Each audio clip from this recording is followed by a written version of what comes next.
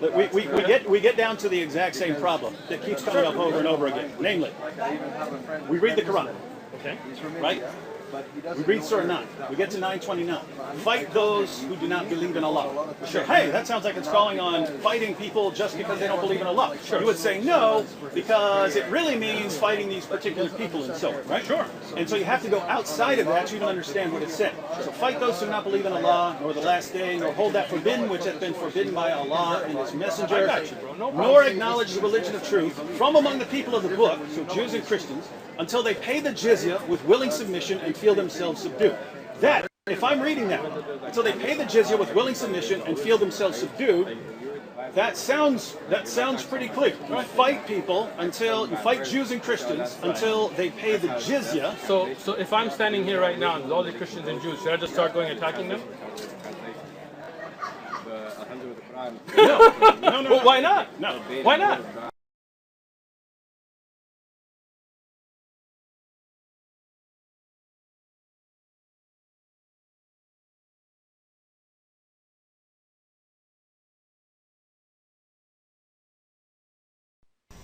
And you know, the thing about we're not for jihad, we're not violent.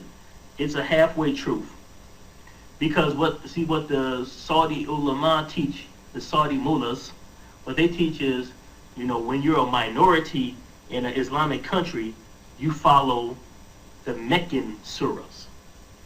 You follow the Meccan surahs, which basically means the time when Prophet Muhammad was in Mecca. He didn't take up the sword. He didn't wage war or call for jihad. He just simply preached in the society. But once you get numbers, and once you get power, and you can get the khilafah, basically the Islamic State, the Islamic rulership, that's when you start using the Medina verses. That's when Medina Islam comes into play. And you should all know what Medina Islam is, because that's when jihad came into play. That's when the Muslims started fighting actively the other Arab tribes in Mecca.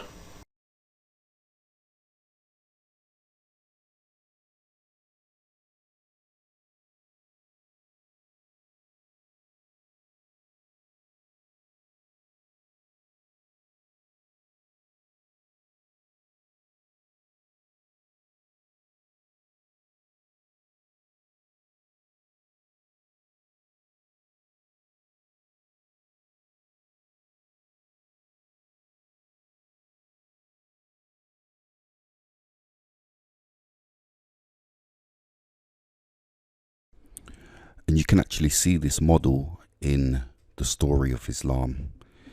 If you go to the Tasfiyah of Al-Jalalain, commenting on Surah 477, he says, those whom it was said, now this is the verse in the Quran, it says, restrain your hands from fighting the disbelievers.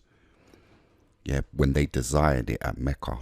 So the Muslims were in Mecca, and they felt that they were being oppressed by the idolaters, and they went to Muhammad and said, look, allow us to fight back.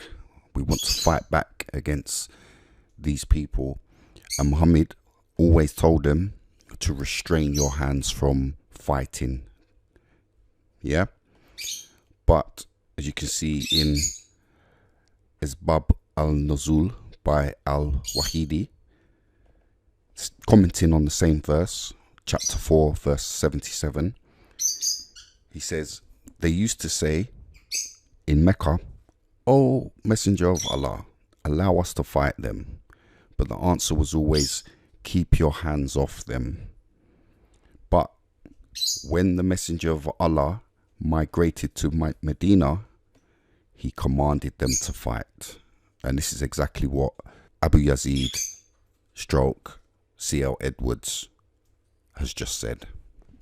Thank you for listening.